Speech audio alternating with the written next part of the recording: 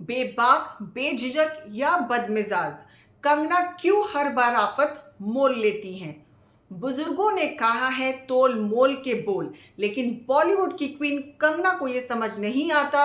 वो जो मुंह पर आता है कह देती हैं।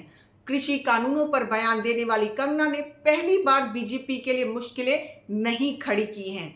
कंगना के विवादित बयानों की एक लंबी फहरिस्त है। इसमें उद्धव ठाकरे से लेकर जावेद अख्तर और सीबीएफसी तक निशाने पर हैं। नमस्कार, मैं हूं रितिका और आपका स्वागत है देसी अड्डा में, एक ऐसा प्लेटफॉर्म जहां मिलती हैं आपको बॉलीवुड, लाइफस्टाइल और फैशन से जुड़ी सारी खबरें। हिमाचल प्रदेश से निकलकर बॉलीवुड में टॉप की हीरोइनों में शुमार होने वाली कंगना रनौत बीते कुछ सालों में किसी न किसी कारण से सुर्खियों में बनी रहती हैं। सिल्वर स्क्रीन पर गैंगस्टर की तरह ही सियासत में आने पर भी उन्होंने दमदार ओपनिंग की, पहला चुनाव लड़ी और सीधे जा बैठी देश की सबसे बड़ी पंचायत में, यानी लोकसभा में। बीजेपी के टिकट पर जीतने के बाद से ही वो जब तब ऐसे बयान दे रही हैं जो पार्टी के लिए कई बार असहज स्थिति पैदा कर रहा है। ताजा मामला किसानों पर दिया उनका बयान है, जिस पर बवाल मचा है। जानिए कंगना से जुड़े ऐसे 9 बवाली किस्से जिन्होंने जमकर हेडलाइंस बटोरी। 3 कृषि कानूनों को वापस लाना चाहिए। कंगना रनौत ने 2021 में निरस्त किए गए 3 कृषि कानूनों को वापस लेने वाले अपने बयान पर कहा कि उन्हें याद रखना चाहिए कि वो सिर्फ एक कलाकार नहीं हैं, बल्कि भाजपा सदस्य भी हैं। हरियाणा में मतदान से ठीक पहले कंगना के इस बयान से भारतीय जनता पार्टी ने फौरन किनारा कर लिया। वहीं अब विपक्ष कंगना पर हमलावर है।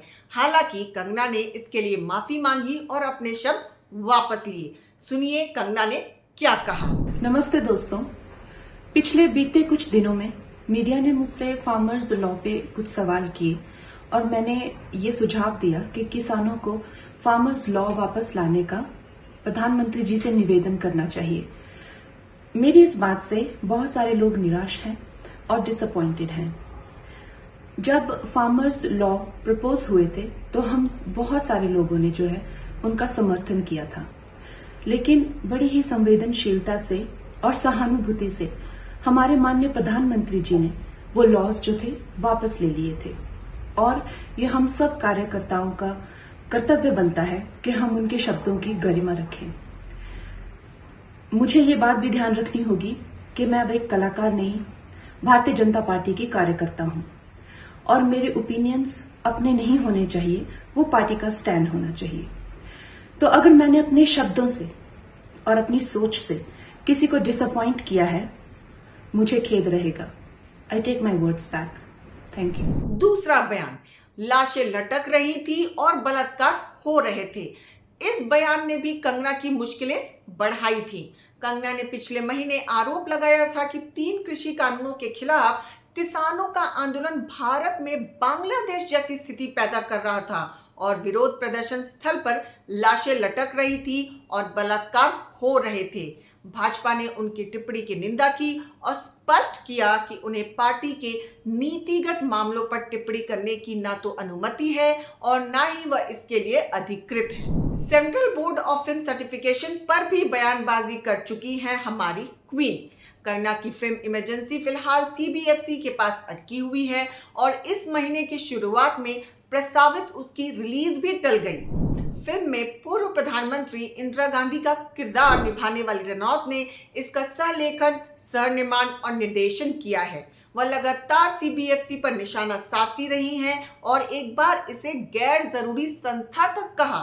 फिल्म की कई सिख धार्मिक संस्थाओं ने आलोचना की है, जिनका दावा है कि यह सांप्रदायिक तनाव भड़का सकती है और गलत सूचना फैला सकती है। 2014 में देश को मिली आजादी वाला बयान भी खूब चर्चा में रहा।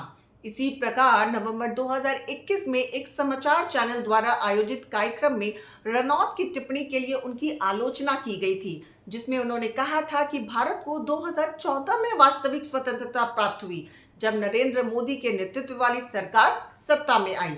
1947 में स्वतंत्रता भीख थी, तत्कालीन राष्ट्रपति रामनाथ कोविंद द्वारा उन्हें पद्मश्री सम्मान प्रदान किए जाने के 2 दिन बाद आए उनके इस विवादास्पद बयान से नेताओं, इतिहासकारों, शिक्षाविदों, साथी अभिनेताओं और अन्य सहित कई लोगों ने नाराजगी जताई थी और कई लोगों ने कहा था कि उन्हें अपना सम्मान लौटा देना चाहिए। सोशल मीडिया प्लेटफॉर्म ने भी कंगना को ब्लॉक किया है। इससे पहले मई 2021 में सोशल मीडिया प्लेटफॉर्म एक्स ने खराब आचरण और अपमानजनक व्यवहार संबंधी नीतियों के बार उल्लंघन करने पर कंगना के खाते को सस्पेंड कर दिया था। अभिनेत्री ने पश्चिम बंगाल में ममता बनर्जी के नेतृत्व वाली तृणमूल कांग्रेस की भाजपा पर जीत और उस वर्ष चुनाव बाद हिंसा की घटनाओं को लेकर कई भड़काऊ संदेश पोस्ट किए थे। सोशल मीडिया मंच ने पहले उनकी बहन रंगोली चंदेल का अकाउंट निलंबित कर दिया था, जिसके बाद रनौत ट्विटर पर सक्रिय हो गई थी। जनवरी 2023 में टेस्ला के बॉस एलन मस्क द्वारा माइक्रो ब्लॉगिंग साइट का अधिग्रहण करने के बाद रनौत का अकाउंट बहाल कर दिया गया। कंगना का ये बयान प्रदर्शनकारी किसान आतंकवादी हैं, इसने भी काफी सुर्खियां बटोरी थी। 2020-2021 में किसानों के विरोध प्रदर्शन के दौरान रनौत ने कई अपमानजनक टिप्पणियां की। एक बार तो उन्होंने प्रदर्शनकारी किसानों को आतंकवादी तक कह दिया था। जब उन्होंने पंजाब की एक महिला किसान को बिल्किस बानो कहा तो उनकी पंजाबी अभिनेता गायक दिलजीत दोसांझ के साथ तीखा वाकई युद्ध देखने को मिला था। महिला किसान 80 वर्ष से ज्यादा उम्र की है। जावेद अख्तर से कानूनी पंगा ले चुकी है कंगना। नवंबर 2020 में गीतकार जावेद अख्तर ने भी कंगना के खिलाफ आपराधिक मानहानि की शिकायत दर्ज की थी। उन्होंने दावा किया था कि अभिनेत्री ने जुलाई 2020 में एक न्यूज चैनल के लिए इंटरव्यू में अभिनेता सुशांत सिंह राजपूत की मौत में उनका नाम घसीटकर उनकी प्रतिष्ठा को नुकसान पहुंचाया है। रनौत ने अख्तर के खिलाफ मजिस्ट्रेट अदालत में जवाबी शिकायत दर्ज कराते हुए उन पर आपराधिक धमकी और लज्जा भंग करने का आरोप लगाया।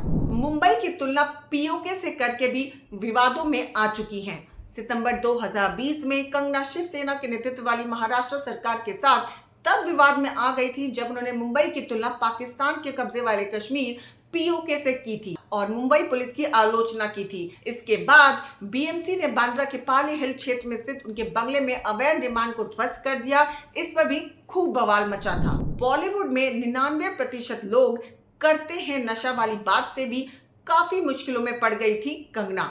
अगस्त 2020 में रनौत ने यह दावा करके मुसीबत मोल ली थी कि बॉलीवुड में 99% लोग नशीले पदार्थों का सेवन करते हैं। उनका ये बयान सुशांत सिंह राजपूत की मौत के बाद आया था। बाद में बॉलीवुड के कई अभिनेताओं और कई राजनीतिक दलों ने भी इस बयान की आलोचना की थी। अगर आपको हमारी ये रिपोर्ट पसंद आई हो तो हमारे साथ जुड़े रहें और हमें लाइक और सब्सक्राइब करना ना भूलें।